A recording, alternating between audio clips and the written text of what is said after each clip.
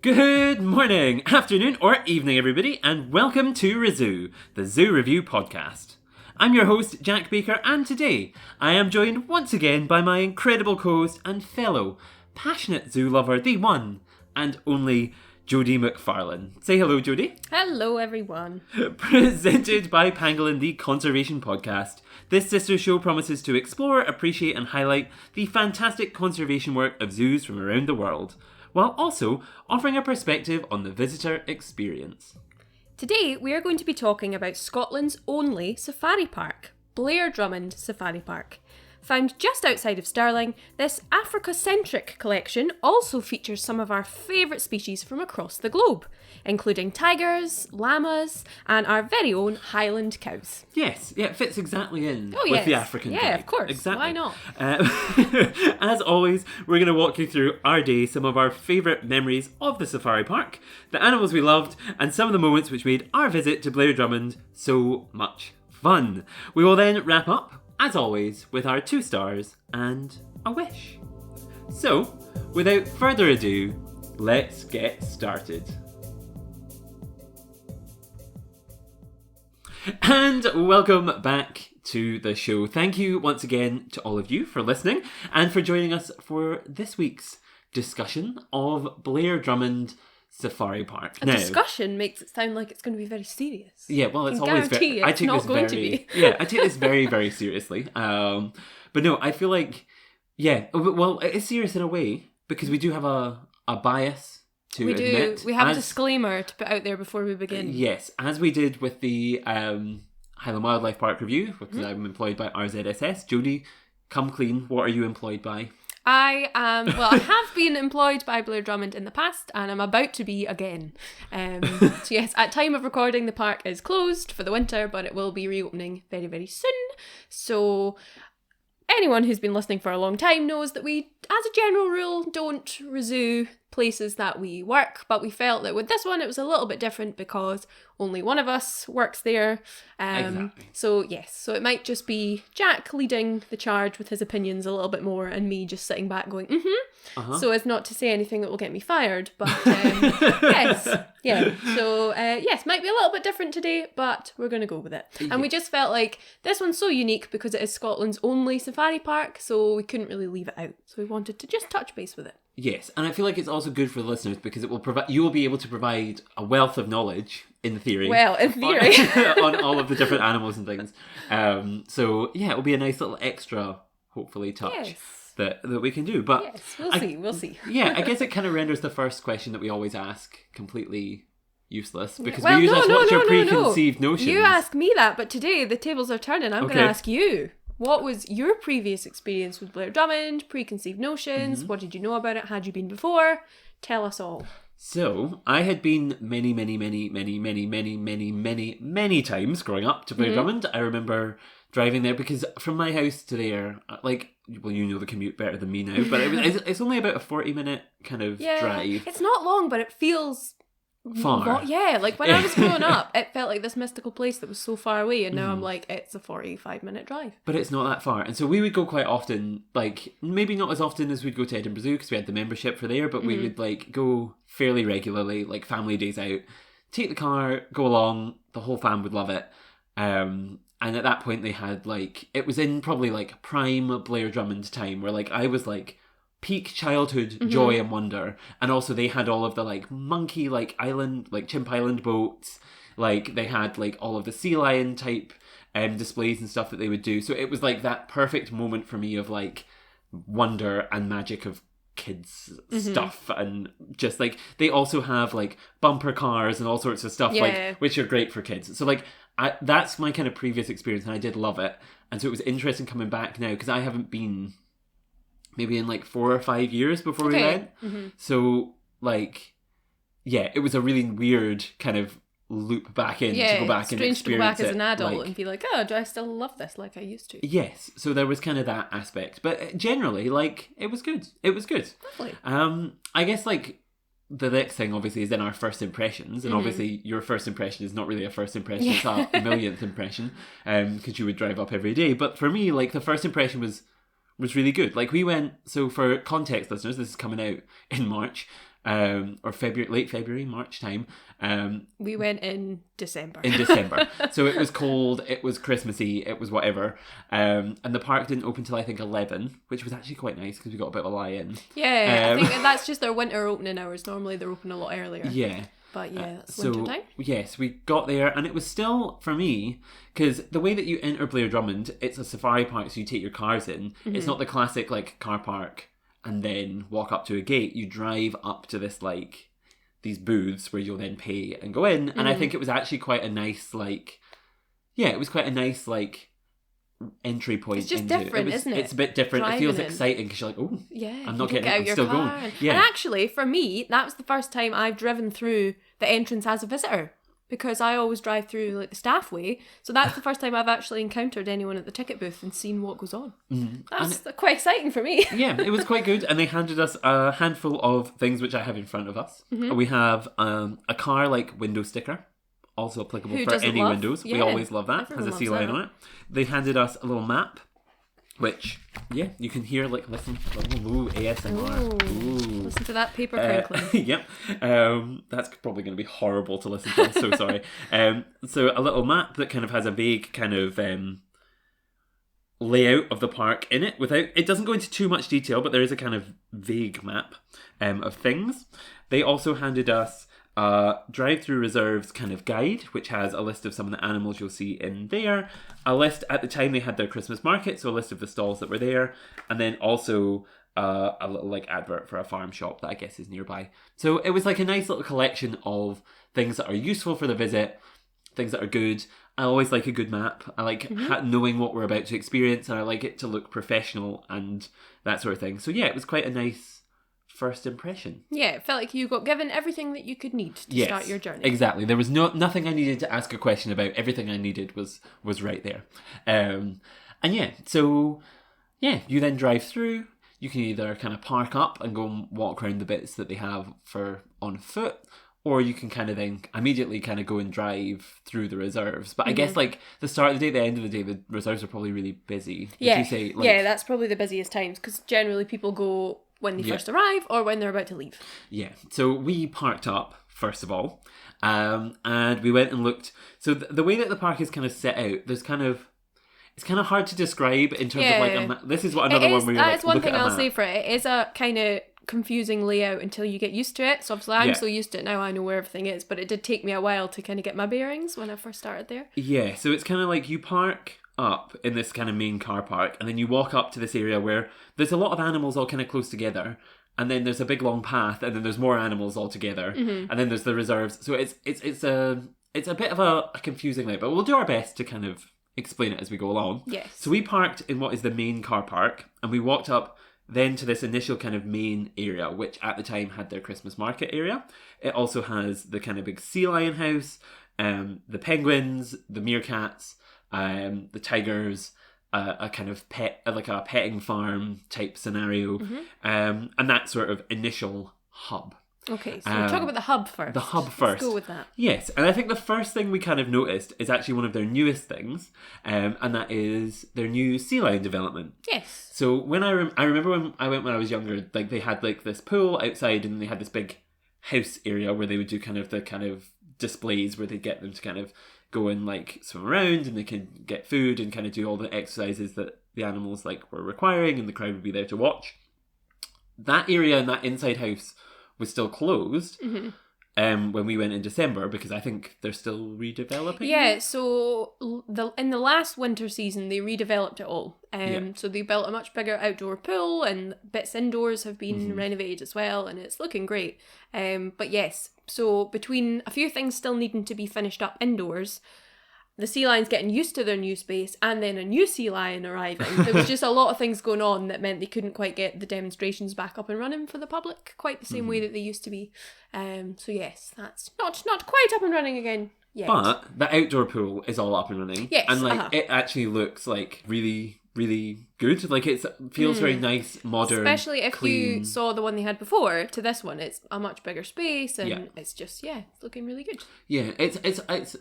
I wouldn't say it's like the most like creative, like wow, there's no underwater viewing, there's like none of that stuff that kind of like the things that make people really go like, wow, when they see sea lions. There's not any aspects like that, but what makes it special, I think, is that it feels huge, and I think what it has is like that it feels clean and modern and nice, and like it just feels like a good space for them. Yeah, like a nice modern space. It feels like you can you can tell exactly what animal would live there. It's been designed specifically for them. So like, yeah, while it doesn't have maybe like an underwater viewing or things that you see in other places, it does have the benefit of being like really clean and modern. And I think what it works well is within that space, like you couldn't really fit like anything much bigger than what they've put in there. They've really used every bit of space to their advantage and made it like a really perfect fit for there, which I think is really nice. And I mean, I can say, you know, with the benefit of someone who's been inside as well, it's really good inside too. This is the thing, like I'm only getting half the perspective. Yeah, you're getting half the story here, but I'm getting it all. It's a really nice space for them. It's called California Cove because it is Californian sea lions that they have there. And yes, very good, very nice. Any fun facts about sea lions you can tell us? What would you like to know? Well, they have 4? I don't know. They have 4 now, yes. Yes, they do. I think they got another one since I've been there. So I think it's 4 now, yeah. So we've got a boy and then 3 girls. What I do like is that this is something that the public can see. So I don't think this is too much insider information. It's just the public might not know what it is to look at it. In one of the gates at the back that the sea lions can go through to like get into the indoor area, there's a funny shaped hole at the bottom of the gate, and it's basically like a cat flap but for sea lions. It's a sea lion flap that's big enough for the girls to get through but not Oscar the boy. So when it's breeding season and he's very keen and they're not really feeling it, they can zoom through the little cat flap and get into a space where he can't come and bother them if they want some time alone. I love that. I love that too. I think humans need that. Yeah, just some lady time in the back. You can see it and it's just a weird shaped hole. It's a sea lion flap, so they can scoot through. I think that's so interesting. It's cool. This is the kind of insider knowledge I was hoping for. That's so interesting. You would just look at it and think that's a weird gate, but no, there's a purpose. I love that. I love that. And another thing I love, of course, always is penguins. Yes, we do love penguins. So yes, could you tell what type of penguins do they have at Blair Drummond? They have Humboldt penguins. Yes, which are. Because growing up, I obviously was used to going to Edinburgh Zoo and Blair Drummond. So obviously they have at Edinburgh Zoo, they have the rockhoppers and the kings and the gentoos, and so then to see another variation of penguin was always very something exciting. A little bit different. Nice. Yes, and I like the penguins. You can tell that it isn't as new, especially now next to the brand new sea lion thing. You can tell this isn't it is a bit older, and I think it is something that if I was to pick, what if you could develop something, just change something a little bit, I think this would be the bit that I'd maybe just make the pool a bit bigger, just give them a little bit more kind of space to swim around, maybe some deeper water or something, maybe a little bit of that, just to from a visitor perception type standpoint, that's what I feel like a visitor would want. But I do like the space. It's a nice built up kind of rocky area with there's a waterfall that comes down, and it's it is nice and any insider information about Humboldt penguins? What is it like to work with them? I love them. There's one called Pete who I love just because. What? That's a funny name for a penguin. Yeah, they've all got... So, the penguins, you'll see this quite a lot in zoos. If you go visit, often they will have identification tags on one of their wings, which will be different colours or different patterns or whatever. So, all of the penguins at Blair Drummond have got a different little tag on their wing, and that tells us who's who. And there's one called Pete, and I love him. And I will not elaborate further.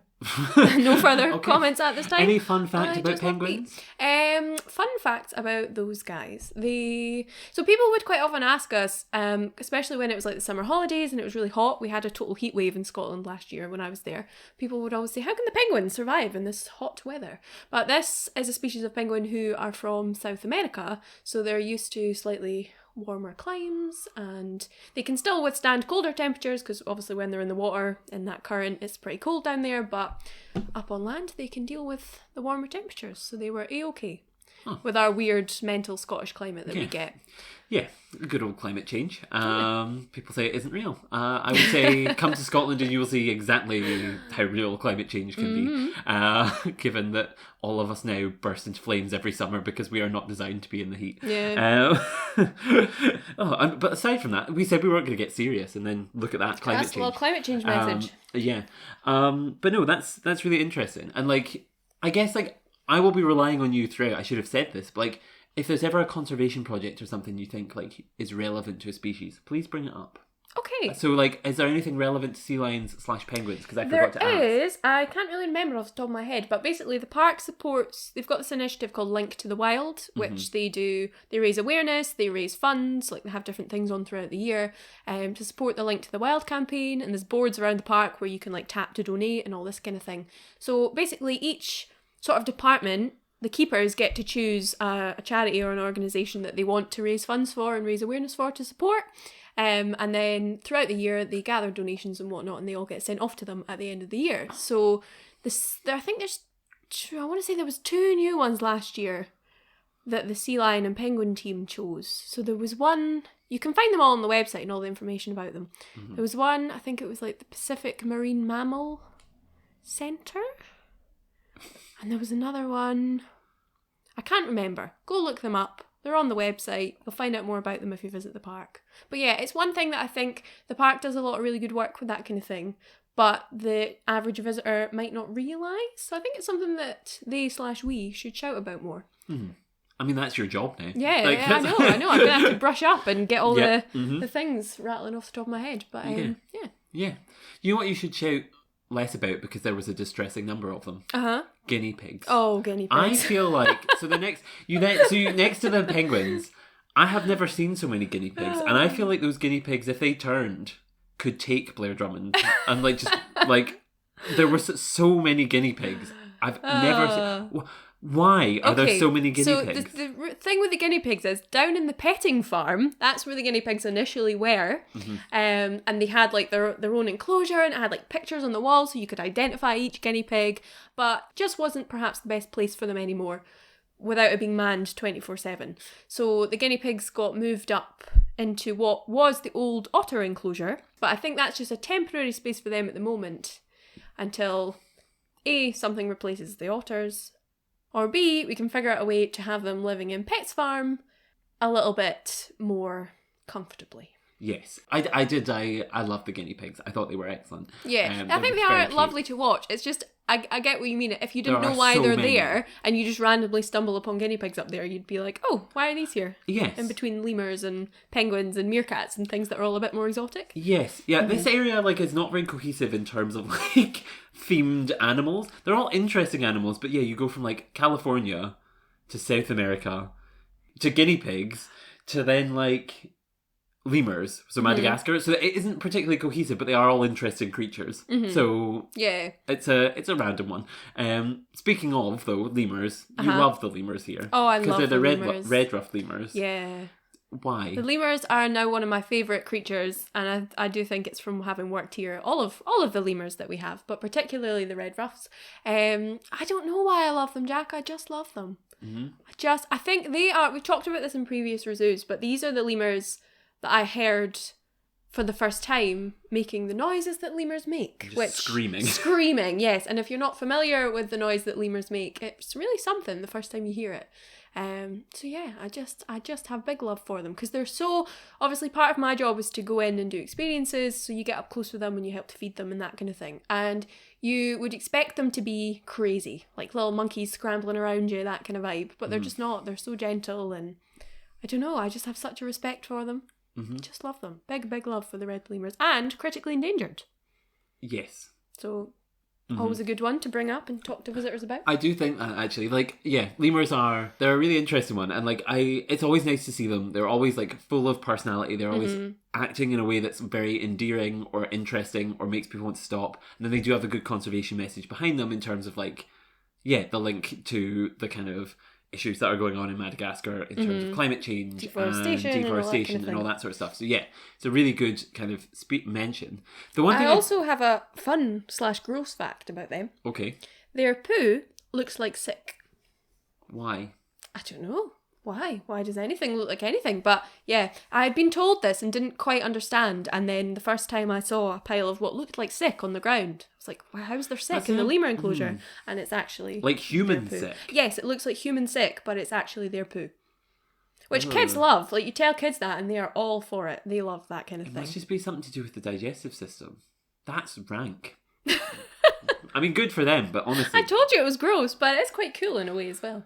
Is it? Is it cool? Would we call it cool? No, it's interesting. I will give you that. Yeah. It is interesting. But no, that is, yeah, okay, interesting. Mm-hmm. I guess then, like, the other question I have about the lemurs in this position, which maybe you'll be able to clarify or answer, is, so there is a section we'll come on to later in the park, which is Lemurland, which has the ring-tailed lemurs, it has crowned lemurs, it has black and white ruffed lemurs. Why are the red ruffed lemurs not there? Honestly, I don't know. Okay. There's my insight into that. Interesting. No, I don't know.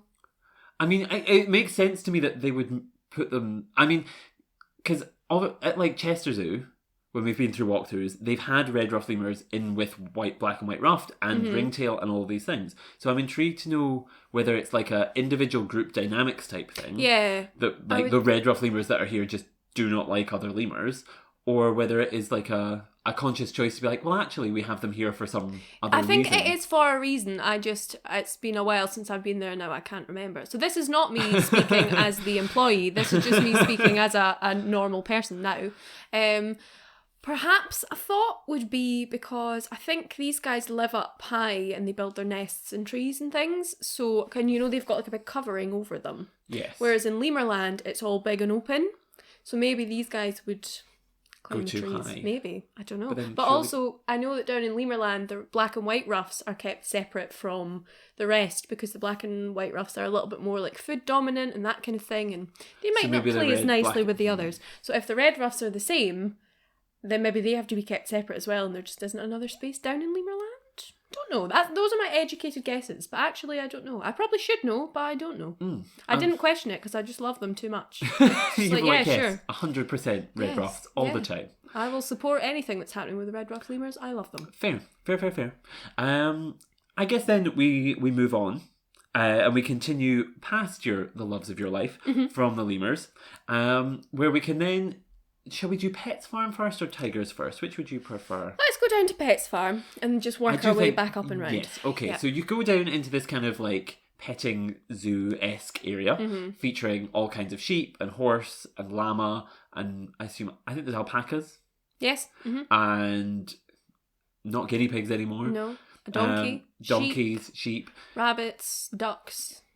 All sorts of random stuff. Farmyard wonders. Yes, which is interesting. And like I do love a pet kind of You love scenario. a goat. I do love goats. A goat. I love goats. So it was like a nice like experience to see all of these different kind of like farmyard animals.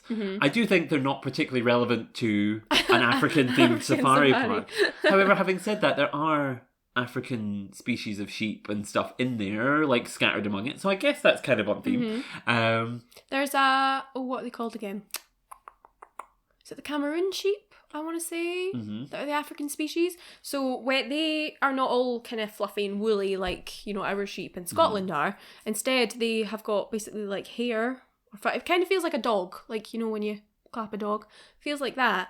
And they are brushed sometimes by their keepers.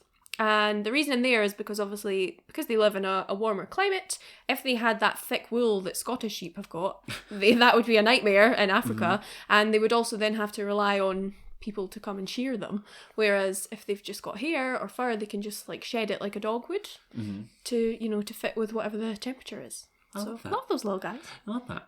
Now, there's not much else I want to ask about Pets Farm. I do of enjoy it. It's a nice touch. I think it is more aimed at the kind of younger audience in terms of like, it's that type of vibe if people like farmyard animals. But there is something I want to expose you for on the podcast, which I think is a really funny story that I really want to bring up, which is a certain alpaca, I believe. Yeah. Is that an okay story to share on the podcast? I don't know if we're allowed to tell this story, but let's go for it. Okay, so tell us, What happens? So there's so all the alpacas, they all have names and they're lovely for the most part. Some of them are very enthusiastic, perhaps too enthusiastic. There's one male, I think it's called Stanley, and I remember going in to do my first ever little experience down there. And one of the keepers very joyfully telling me, "Oh, just watch out for Stanley, because if you turn your back on him, he will mount you." And I was like, "Sorry." So, and I have to say, to give Stanley his credit, he never did. He never tried. He was a perfect gentleman. But I'm now just always slightly wary when I go down there and see him. So yes, big shout out to good old Stanley. To Big Stan. So yeah. Yeah, but the keepers that work down there, like those guys, they have got a kind of bigger group of animals to work with than anyone else, and they're so all the keepers at the park, I have to say, they're all so hardworking. Like you never see anyone sitting about on their phone. Like they are constantly go, and they all know their animals so well, and like the passion and like the genuine love that they have for them really shines through.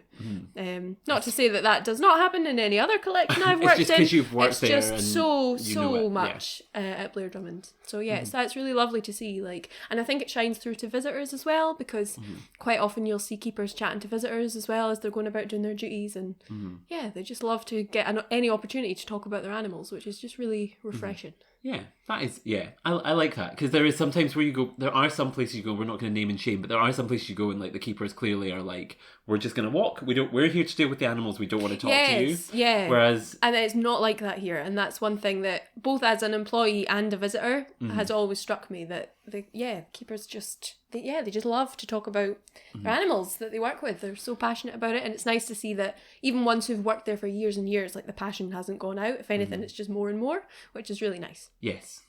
I think that's really, really nice, actually. Really nice. And like, yeah, it's a nice little section, this kind of farmyard area. You're right, it is a big hit with young visitors, because obviously it's kind of down on their level, and they get to touch things, and yeah, and also it's great for me as well. Just if you love a goat like Jack, then you'll love it. Right. And then yes, as you leave, there is kind of like that section where you can like wash hands, but then also next to it, I think as you leave, there's something that's really interesting, and I think something that like Blair Drummond does really well, which is a photo opportunity, and that it has one of those like Instagram frame things where it looks like an Instagram post and you stick your head through it. There's quite a few things like that. Yes, all where there's the park. Like kind of transportation crates and all sorts of like things you put your head through, tractors whatever. And like, and it's, I feel like Blair Drummond does that really well in terms of like opportunities for pictures, where like. And I think it's really clever because they do have a really big kind of social media presence on things like TikTok and Instagram and all these things. Like they seem to have like a lot of very engaged followers. Yeah. And I think by giving people the opportunity to take pictures at moments like that is really, really good. Yeah. And you always see visitors at them. Yeah. Like every time you walk past, there's someone in those crates getting their photo taken, you know? Yeah. Always very popular. Yeah. The one thing they do slightly less well. Okay. If I'm just going to throw it out there. Okay. And like, it's not a overly harsh critique. It's just something I also noticed at this point, in that I was like, love the pets farm, love the kind of like photo opportunity. But then when you walk back out, and I was kind of looking at this space that we'd just gone round in terms of like the sea lions and all sorts of other stuff, like that area. And like looking at it, it's a nice area, and all of the kind of habitats and enclosures that kind of set around the outside of this kind of big oval shape type area, and it's quite a large open space. And I can see the benefit of having a large open space for things like events or like big groups walking around, or if it's really busy. But what it did feel like on a quieter day was a big open empty space. And especially when the weather wasn't very nice, it did feel quite like open and dreary. And I think like what I noticed there, and what I would like to see or could like see is some way of breaking up like a big space like that by putting in, because there's nowhere else around the park that feels like this really. It's just this section feels kind of big and open, and I don't know whether it would be nice to break it up with like some planting up the centre in terms of like interesting plants. Something to just because I think it would break up the space a bit. It would make it feel a bit less kind of like open and kind of like just like a big empty space. And it would also, I don't know, maybe provide a flow of like people. I don't know. It's just kind of something I noticed at this point. Yeah, I think you're right in that in the past, that is where like events and things have been put on in the summer, so, like stalls and whatnot. I think the layout of that area obviously has historically been different as well, because the Meerkat House that we'll talk about in a minute didn't used to be where it is now, and like, so yeah, it has been sort of a different layout before, so it might just be that as we've got these new buildings, it's still kind of working out what we can do with the space. There is a big set of gates at the Macaque House that I think have to be left open for entry for a vehicle as well, if I remember correctly. But yes, I totally see what you mean. But you're right in that in the summer, that whole area is rammed constantly. Yeah. Like, full. So this is people. why I can see why they wouldn't want to put stuff there. It's just on quieter days, I'm like, that. But you're right, something like some planting or something. Or benches, or just, be, I don't know what it is. Like, just something to break up the space. Yeah. Like, I don't know what it is. I've gone into my interior design mode where I'm Love like, it. I just feel like I could do with a little some extra feng shui space. going on here. Yeah, I was very sick last week and was watching a lot of like A Place in the Sun, and so I've been thinking a lot about like, so what can we do to make this outdoor space more effective, or whatever it is. Fair. So yeah, that's kind of been on my mind, and so something I've been thinking about of like, yeah, it's good, but how could you make it like next level, basically, is what it is. Okay. Yeah. Lovely. I'll feed that back. Please do. No, I guess then moving round, you then have the tigers. Yes. Which are kind of like also in this kind of random selection of international stars. Where you have, is it Amur tigers they have? It is indeed, yeah. 2 Amur tigers. Mm-hmm. I love the fact that like every time I've gone to Blair Drummond, I feel like someone has said to me like, oh, it can be quite tricky. Can be quite tricky to spot the tigers because it's a big space. Sometimes they're up trees, sometimes they're under bushes, sometimes they're just in their house and you can't see them. Every single time I've gone and seen them like straight away and be like, is that not a tiger right there? We were walking up the walkway and I was going, now Jack, listen, I have stood here sometimes for like 45 minutes to an hour and not seen a tiger. So don't be disappointed if you can't see the tiger. Like what you'd have to like brief a child before they got there. And we walked up and Jack just went, what, like that tiger there? And I was like, oh. We saw them both, didn't we? Yeah, We saw them, yeah. But I mean, yeah, there are days when they'll be out and about and you'll see them first try, and then there's other days you could go back all the way throughout the day, stand there for ages, and you just will not see them. But that's tigers for you, people. And it's an indication of a good space. If that an animal doesn't want to be seen, it can just disappear. It can camouflage, yep. And given that tigers are ambush predators, you know, their whole instincts is that they're going to lie in wait somewhere and hide and sneak up on their prey, so they don't want to be out in the open all the time. Yeah, I like that. I like that a lot. They are, yeah, and it's a good space. It's like a nice, do you remember their names? Yes, we've got a female called Hope and a male called Vitali. Oh, they're good names. They're strong names. Strong names for some strong tigers. Any fun facts about the tigers? Fun facts about the tiger, as in our tigers or just in general? Well, you go with whatever you feel's right. Okay. The Lemurs, they are the biggest tiger, which I think, you know, we're so used to seeing the Sumatrans at Edinburgh, and it's not until you then go and see the Lemurs you kind of go, whoa, they're big. They're big. They're so big, yeah. Yep. They really are, just like big paws, and they're both quite young, the two of them, but they're just magnificent. Really gorgeous. I love them. I really like this space as well because what we didn't mention when we were down in Pets Farm is that there's a viewing window down at Pets Farm, and then you can also come up, and the tiger walkway as you leave Pets Farm is like from high up looking down, whereas Pets Farm you're down at ground level. So that's quite a good touch because you can then try and see them from different vantage points and see if you can spot one.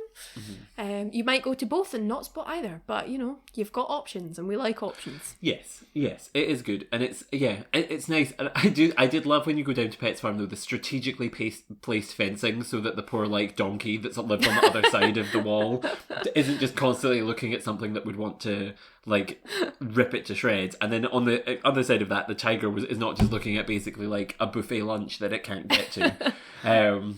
No, but I do like that, and I always like that when you can get like various viewpoints on the same space. Yeah, I like that too. Yeah, it's good. And what I also noticed, I think, about this tiger area in particular is that the pool size was huge. Yeah. Where like a lot of tiger areas do have water, they have a pool. This pool feels like it takes up like a third of the space. Like it's huge, and it's really nice because tigers, they are a cat that will be in the water. Yeah, they will go in and they'll swim. splash around and they'll do things. So it's nice to have that in kind of a more expansive sense than a lot of other zoos that we've seen. Yeah, and it's quite good. I like this enclosure as well because when you see the keepers go out and put their enrichment out, there's a lot of different sort of levels that they can use. Like they can put stuff up trees, they can have stuff in the water, they can have stuff hidden in the caves. Like, although it's, you know, it's just a kind of, not basic enclosure, but, you know, it's an enclosure, what you'd expect. But actually, there is lots of different elements to it.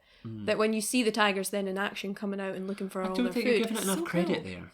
I feel like you've just said it, but it's not basic really in any way. I think it's just more that it's like when you're looking at it, to someone who's not of a zoo mind, it's just kind of like a big oval. A big oval, yes, and they might go, ooh. Whereas actually, there's lots of elements to it that are clever. What doesn't help that is the fact that you're on a platform above means you can see the whole thing all at once.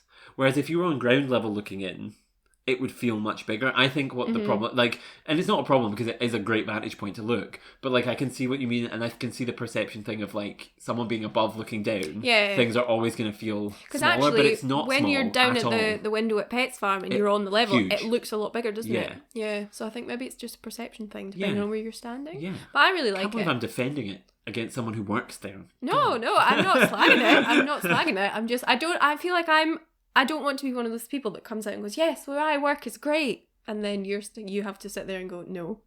You know, I'd rather go to the other side and be humble, and then you can like big it up, you know? Okay. That's what we're going for. So yeah, I like that. Yeah, I'm playing it cool, and you can then, you know, give it praise. Take it from there. Yeah. Okay.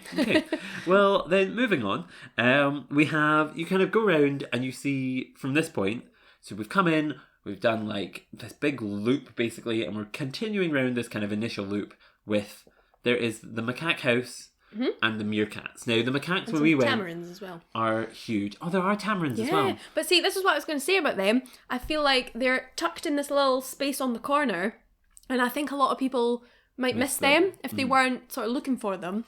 So that's one thing I would tweak in that area, is I wish that their bigger space sign. was just Be a like, bit. look. Yeah, look at this. Like for the smallest thing in that area, the biggest sign. Like, look at this, because they're lovely little things when you see them. Yeah. And they are right next to another primate, the macaques, which is nice. I like the fact that there is this big indoor viewing of their house, because you see basically the macaques are part of the drive-through, and you can see them as you go round in the drive-through area, but then they have this big house, which if they're indoors you can see as well, which is lovely. And I've actually been in there ages ago when we went to see one of our friends, Katie, who used to work there. She took us into that house, and it was really cool. There is a lot of like spaces where I was kind of concerned a monkey would just like poo through the bars at me, because there's a lot of like that kind of like they're going over your heads type vibe, but they never did, and they seem lovely. I think it's good as well, because obviously when you're going through the drive-through, you're taking in the outdoor space, and I always like when you can see the indoor space as well, which is something that I wish there was kind of a little bit more of at Blair Drummond. But yeah, like it's nice because you can see in the macaque house and see just how big it is when you're looking, and there was like I think four big massive floor to ceiling windows that the cleaners spend half their life cleaning. I was gonna say. Obviously, if you're ever looking for a cleaner in the park and you can't find one, 9 times out of 10 that's where they are. That or the big sea lion wall, which is just glass. But yeah, it's good. It's worth it when you can look in, and always got different sort of enrichment and stuff in there, and it's great. And like, I like that, and I get that point actually, because you can see into this house, you can see into the rhino house, but you can't see lions, you can't see a lot of the antelope, you can't see the Asian kind of themed part of the reserve. So that does make sense. Then I feel like another couple viewing points would be interesting, just to see what the indoor space is. And I think it's because like it's more modern exhibits that get built tend to have that, like they'll have the indoor and the outdoor, and then probably still a space even within the indoor house where the public can't see, so that the animals got complete privacy. But obviously, because some of the buildings or the exhibits or whatever at Blair Drummond are a little bit older now, they just maybe weren't built at that time when they had that in mind. So maybe if there's any modernisation going on over the years, that would be good things to start thinking about, is having windows in the indoor bit too.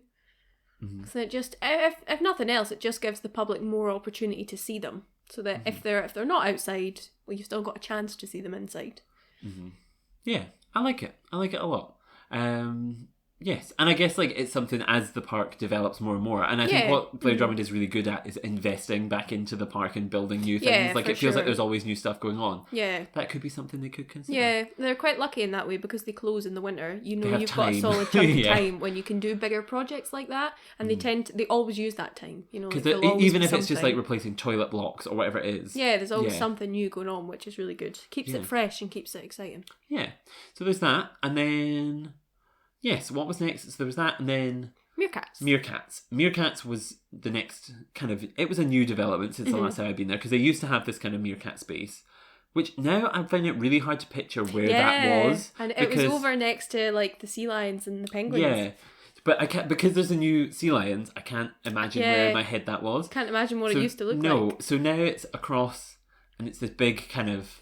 Is it Meerkat Manor? Mansion? Yes. Big meerkat space, and it's huge. Like, it has multiple outdoor spaces, has a beautiful indoor space.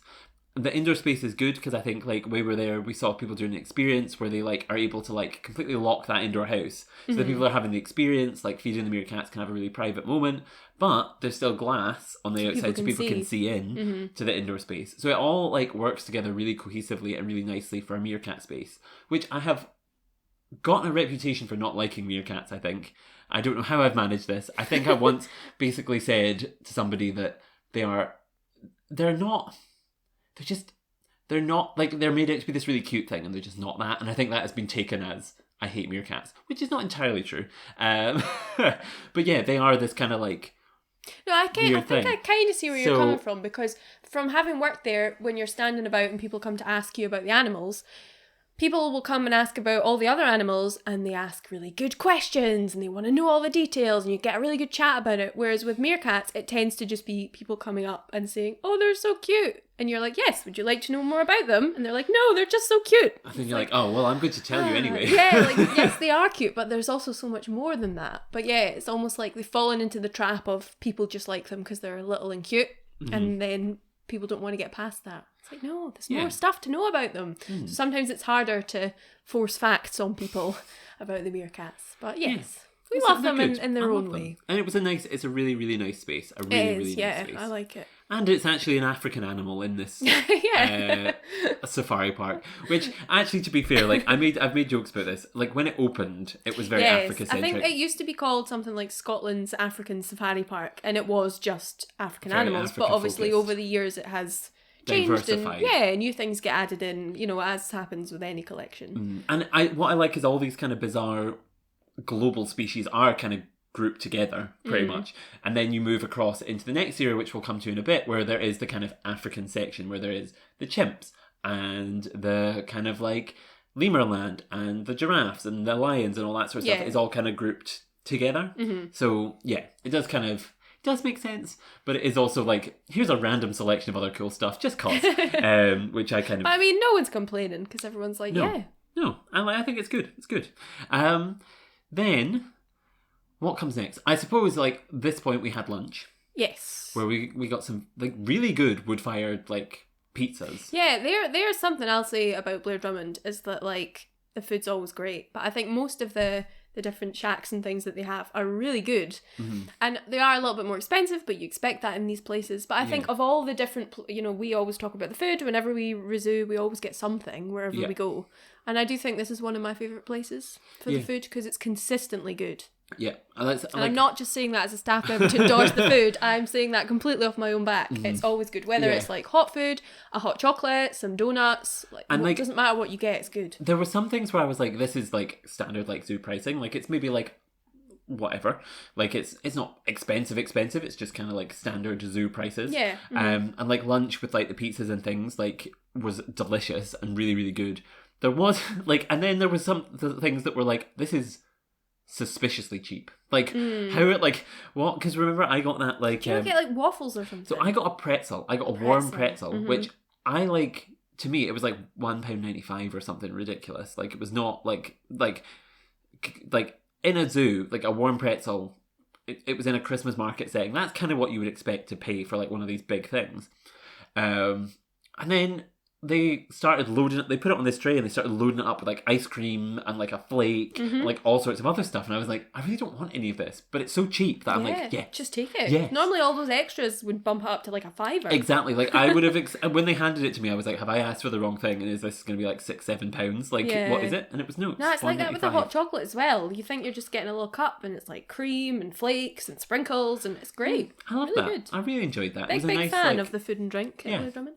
It was really, really good. And like the dough balls and the pizzas and stuff were really nice. I was so cold that I was because it was winter and it was freezing, and like I would like it was one of those ones where I was like trying to eat pizza with gloves on, but then like the cheese was getting into my gloves and it was just like a mess. But it was a really nice overall experience. And I think they're good as well because obviously they've got their main restaurant, but then they've got lots of different stalls and shacks, and some of them are seasonal and they get different things coming in and going throughout the year.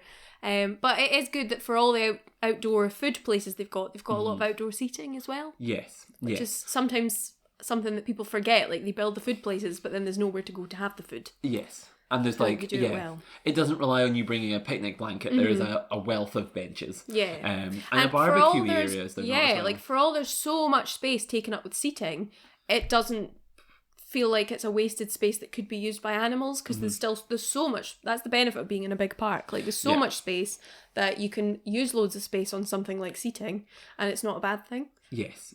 And this is also where they have their kind of games and gift shop section as well. Yeah, the amusements and stuff. Yeah, which is quite like they have like the dodgems and they have big like slides and like different like fairground type rides. And what I actually really liked, and I mentioned this in the Five Sisters review, is like I think what Blair Drummond does really well is there's a distinction between this is the rides section and this is the animal section. Yeah. It's not like the rides are sitting on top of the animals. Yeah. Like it's a very distinct border, which then makes me I think as like a zoo fan and animal welfare fan and like making sure that everything like is great and whatever, that makes me feel really good because it there's not going to be like really loud music blaring into that's one thing I'll say about it, like no matter, because you've kind of got the animal bit over here that we've just talked about, this middle bit with the amusements and the car park and the restaurants and the gift shop, and then the other animal bit over that side, and when you're in either of the animal bits, despite the fact the amusements are right in the middle, you can't hear them. Like you forget that they were there. Yeah, and there's like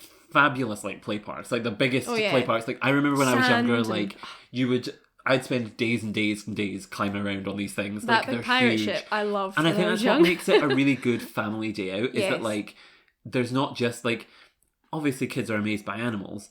But if you want to let them run around for 2 hours and tire themselves out, they could easily run around and tire themselves out. Yeah. And then also, like, there are the rides there, which are, like, an extra cost. But not all of them, though. Not all of them. No. This is what I was going to say. Like, not all of them are an extra cost. And also, you have the play park there, which is accessible to everybody. So it's not like, once you get in, you have to pay to use these things. Yeah. Like, there are free options that would entertain a child for hours and hours.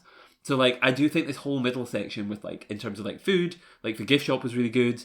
The, like, rides are great. The food, like, everything, like, the play parks, this whole middle section in this, like, distinct little chaos family bubble is really, like, really good. But it's also good because if you're like us and you're not there with kids and that's kind of maybe not quite your vibe with all the park and stuff, I don't feel like, as we just said, it feels separate. So I don't feel like it encroaches on your enjoyment if that's not your thing, because you can just walk through that area, get to the next bit, and you're not bothered by the sounds of kids and screaming. And... Yeah, it's just done really well. And also shout out to the gift shop before we move on, because something that the gift shop does that I really like is it's kind of split into two. So you've got the main gift shop that we went in, and then there's this little random bit at the side that in the summer they can extend into and open those doors, and that can be like, because it obviously gets busy in the summer, so it's just a bigger bit. And I think last year that was like the pocket money bit, so the cheap things were in there that kids could just go and pay for it themselves and stuff, and then like the bigger bits. Nice.